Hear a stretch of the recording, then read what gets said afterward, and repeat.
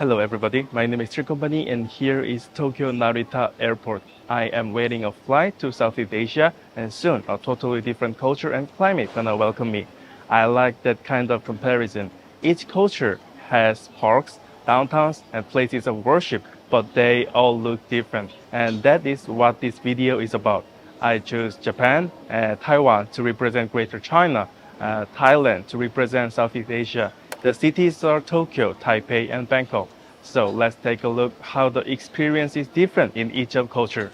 Skyscrapers are the new face of modern cities. They also have observatory on the top. Tokyo Skytree has successfully taken over the crown from Tokyo Tower. Unfortunately, there is no outdoor observation deck and the crowds are huge because it's so famous. But the view is worth it. Feel the mass of buildings stretching from Marunouchi to Roppongi and all the ways to Mount Fuji beyond. Taipei 101 was the world's tallest building for 5 years before Burj Khalifa. It has a unique shape that resembles an Asian pagoda, and there is a more spacious indoor observatory than Tokyo Skytree. Also, there is a half of outdoor observation deck too. However, Taipei's skyline isn't that great, so the view from here is mediocre. King Power Mahanakhon reminds of an ascended dragon. Even at 314 meters high, it's not the tallest building in Bangkok. But for a city that's one of the best in the world for tourism, the view is spectacular. The mix of parks, riverside and condominiums of all styles. It is hard not to be impressed by the skyline of Bangkok. I chose the most representative downtown areas of each city. There are tourists but more locals. Shinjuku is home to the world's busiest train station. The image of a Japanese downtown filled with colorful signage will be right here in front of your eyes. Kabukicho, Japan's largest red light district, is just one part of Shinjuku. Zhongsha Fuxing, the leader of three brothers, Zhongsha Fuxing, Shinzang, and Dunhua. The Japanese department store Sogo is the landmark of this town. Despite being a big downtown area, it looks very old. But don't let its appearance fool you. There's a lot of great shops around every corner. Bangkok's main downtown is of course the shopping mall filled Siam. There are various malls such as Paragon, Center, Discovery, and more. But that's not the end of the story. You have to go to the street of Siam Square Soi 7. Then you can say you've really seen Siam. All three cities are well served by urban railroads, but each offers a different experience for tourists. Of course, Tokyo has subways, but the face of Tokyo is JR. When you hear the JR train pull into the platform, you realize that this is Tokyo. The fact that it's above ground and you can see the scenery outside is a bonus. I feel good just riding around the Yamanote line. Taipei is not very special in this regard. It's just a regular subway or a regular bus. But it's a big city, so the network is pretty dense and air-conditioned. So it's nice to be cool when riding the subway in the hot summer. Bangkok's main urban rail system is SkyTrain. There is also the MRT, which is like a subway, but the BTS is definitely more impressive. Even the JR in Tokyo is usually about 2 or 3 stories high, but in Bangkok, it's definitely more elevated than that. There are also busy districts like main streets. Visiting here is almost mandatory for tourists from overseas. It was hard to decide, Asakusa or Shibuya, but Asakusa is more a temple town, so I picked Shibuya. This is the Times Square of Tokyo. You may watch this place in TV, YouTube or Instagram. Every single tourist taking video when they walk Shibuya crossing. Simonding is actually more crowded than Zhongsha Fuxing, but here is more famous for tourists. Lots of events happen in Simonding and it is fun to look around. The atmosphere is also unique. Other small and medium-sized downtown areas are more like Zhongsha Fuxing than Simonding. Bangkok is easy. The best tourist spot in the city is Khao-san. Absolutely. It is the place that attracts backpackers from all over the world. There are a lot of Westerns than Thais.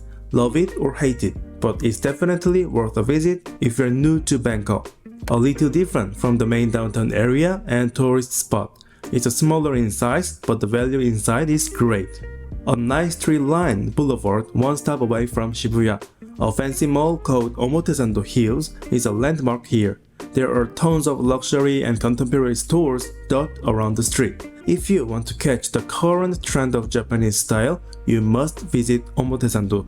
Dongshan Street Park shows how two young people hang out in this city. It's not as luxurious as Omotesando, but it's more intimate. A lot of young, well-dressed people come here for dates. There are not many tourists here, so you can feel the local atmosphere.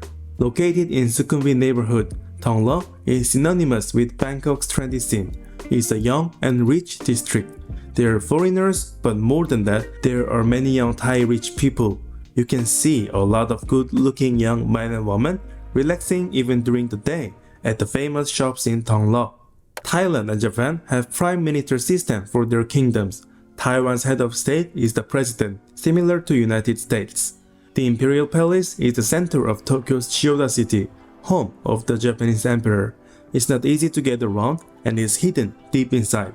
Tours are available to visit some of the facilities on a set route. This used to be Edo Castle, where the shoguns lived during the Edo period.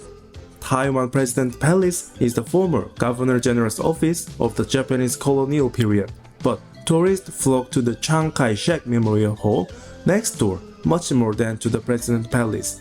He is known as the father of the nation of Taiwan, so I think it's okay to introduce it here. The changing of the guard ceremony is the centerpiece of this area. Bangkok's Grand Palace is little harder to categorize. It's not home to a current king or prime minister, but as an ornate place of the traditional Ratanakosin dynasty, it attracts many tourists. The most famous facility inside is the Emerald Buddha Hall. Buddhism is a universal religion throughout East Asia and the Indochina Peninsula, but it's interesting how the same temple can look different in different cultures. Japanese temples are characterized by their simplicity. They are made of wood and you can easily catch the texture of the ingredient. Some temples are red like Sensoji, but some are unpainted. Few famous temples have very busy shopping streets in front of them. Taiwanese temples are more colorful than Japanese. There is a huge variety of objects decorating the pillars and roofs. Many of them are scaled-down versions of nature objects, and it's quite interesting to see them. But temples aren't as prevalent as they are in Japan in terms of city tour resources. Thai Buddhism is a Theravada Buddhism which came from southern India, so the architecture is completely different from East Asia, and it's all splashed with gold. But Buddhism is Buddhism, and the Buddha statues inside are familiar to us. In many temples, you will find a symbol like Raton. Non-Buddhist religious temples, they all have one thing in common. They are polytheistic. Local Japanese religion is Shinto. The torii gate and the entrance makes it easy for foreigners to distinguish it from Buddhism. It's also impressive to see all the sake barrels lined up like this. The gods of Shinto are so many that it's hard to count them all, so it's often said that there are 8 million gods. Taiwan's Taoist temples don't look much different from Buddhism temples on the surface. It's easy to recognize a Buddhist temple if its names end with Si, and a Taoist temple if it ends with Gong or Miao. They are characterized by having more diverse activities than Buddhist temples. As in Chinese religions, historical figures such as Guanghui are often worshipped as deities. Thailand's indigenous beliefs are a mix of Hindu and local deities. They are known as Sanpafum or Spirit House. Brahman and Ganesha are the most popular deities. You can also find some small shrines to simple grandfather gods. Not all of them are this small. In Bangkok, you will find some pretty big ones, like Erawan Shrine in the center of the city. A national museum to enrich your education. You will feel like you've gained a deeper understanding of the country. Tokyo National Museum in Ueno. There are so many wonderful museums and art galleries in Tokyo, so this is not the #1 museum in the city. It's about Japanese history in general. It features ukiyo-e, armor, and other very Japanese things. Taiwan's National Palace Museum is one of the world's greatest museums. This is the home of important treasures of Chinese history. Artifacts such as jade pork and Chinese cabbages are made with incredible detail. this is one of the wonderful moments in your trip to Taiwan. The National Museum of Bangkok is located between the Grand Palace and Khao San. Compared to the previous two museums, the National Museum of Bangkok is smaller in both size and number of visitors, but the colorful oral heritage and Buddhist artifacts of Ratanakosin Dynasty never cease to amaze visitors. Nowadays, people usually buy their groceries at the supermarket. Many of old markets have become more touristy. Japan's most touristy seafood market, although the main Tsukiji market has moved to Toyosu, but the outside market is still crowded and tourists all year round. The seafood here is Tokyo's specialty, for better or worse. Taipei doesn't really have any famous markets that open during the day, but I like it because it gives you a more realistic sense how the locals shop and live their life. It reminds me of my childhood memories of going to the market with my mom. Taiwan is a tea powerhouse, so it's impressive to see the variety of teas on sale. Bangkok's Chatuchak Market is a market that focuses on travelers' necessities. Everything from elephant pants to passport holders. There are also many open-air massage parlors as you expect in Thailand. And the coconut waters taste like honey after all that sweaty walking around. This is why I always wait for the sun to set on the horizon. The hotter the climate, the more Chinese, the more they tend to develop. Unfortunately, Japan doesn't really have a night market culture. Instead, you will find them in valued Orient downtowns like Ueno and Shimbashi. You will find people drinking and playing at open-air tables like this. The colorful Japanese signage creates a unique atmosphere. Taiwan is a night market kingdom, and there are so many great ones. This is Raohojie, one of the top 4 night markets in Taipei. The colorful lights and aromas of food are sure to draw tourists in. Taiwanese night market tend to be local people and local food. Thailand is just as good as Taiwan when it comes to night markets. The fair is spiritual successor to Ratchada Lodphai. Also, it is now the most popular night market in Bangkok. And because this is a city that attracts people from all over the world, so it's characterized by a wide range of ethnics and nationalities. Modern malls usually have a specific concept, so they have functioned as a kind of theme park. Diversity Mall in Odaiba is famous for its huge Gundam statue. Besides that, this mall has a variety of character shops: Doraemon, Hello Kitty, King of Fighters. Also, as a mall, the food court is well stocked, so you can grab a bite to eat. Breeze Mall is near Taipei 101 in Xin-Yi District. It's a noticeably new thing in Taipei, where the city is generally antique. The mall content itself is pretty mediocre, but its neighborhood has a unique vibe, so the outside of the mall is more impressive than the inside. Icon Siam sits on the throne of the mall kingdom of Thailand. It's way more unforgettable than Diversity or Breeze. It's a visual that would rank among the best in the world. Icon Siam is definitely one of the must-see attractions in Bangkok. Healing place between concrete buildings. What do parks look like in these 3 cities? Shinjuku Gyoen, where you pay 500 yen to enter the park. The quality of the park is definitely worth the price of admission.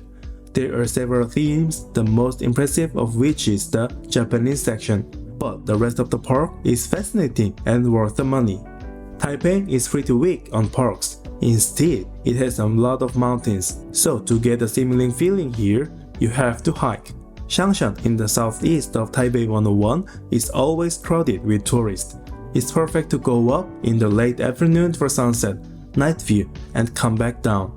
Lumpini Park between Siam and Siloam. The water is very turbid, as you expect from a park in a tropical area. The most impressive thing in this park is the giant lizards. First-time visitors sometimes mistake it for a crocodile. Not me. I said not me. Cities riverfront or oceanfront. Some cities make good use of them, others are less active. Odaiba is the waterfront that represents the city of Tokyo. It's not a river, it's the sea, because Tokyo is at bayside. The Statue of Liberty was actually made in France and sent to Japan. The view of the skyline of Tokyo at night from here is spectacular. The river that runs through Taipei is Tamsui River.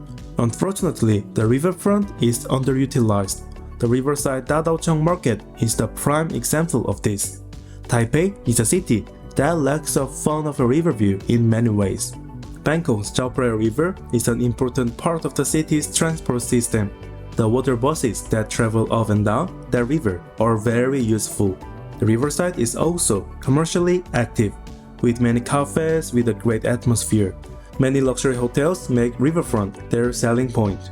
Are you bored of urban experience? These day trips take only 1 hour from the city and they are so memorable. Kawaguchiko, one of the 5 lakes below Mount Fuji. There were so many people take pictures with Lawson in the background. However, the lake itself is just stunning as Mount Fuji. So I recommend taking more time to explore the area rather than just taking pictures of Mount Fuji. Jiufan is sloping village of red lanterns. It is the most famous and also busiest of Taipei's day trips, but the beautiful and colorful streets make it worth it. Further inland, you can also fly sky lanterns in Shibuya. Ayutthaya is the old capital of pre-Bangkok. Actually, it's not a mountain, but Kanchanaburi or Khao Yai are a bit far away, so I choose this one. It's a quiet town that's completely different from the hustle and bustle of Bangkok. Ruined temples and Buddha statues make you realize the impermanence of time. The ocean destinations around 3 cities have their own unique charms. I totally recommend to visit them. Enoshima is a small island in Sagami Bay, southwest of Tokyo. The view of Mount Fuji from the island's rocky shores is amazing, and the Enoden tram is also popular for a photo spot. Enoshima Beach is the Kanto's best surfing spot. Tamsui River flows from downtown Taipei and meets the sea. It was once the entrance for Western powers to enter Taiwan, and the sunset at Tamsui is considered the best in northern Taiwan. It's a very romantic evening. It's a great place to come with your lover. Along with Phuket, Pattaya is Thailand's leading maritime vacation destination. The beach at Kolan Island, just off the city, is as good as the south. But Pattaya is more famous for its nightlife and walking streets, so it's a bit of a love it or hate it destination. Yes, this is it. Did you enjoy this video? What do you think? Some of you have only been to one city in the video, and some of you have been to all 3. I'm also curious what you feel and experience in different culture. Please write a comment. This place where I end this video is still Narita International Airport, still Tokyo. I'm waiting. Thank you for watching this long video and thank you again.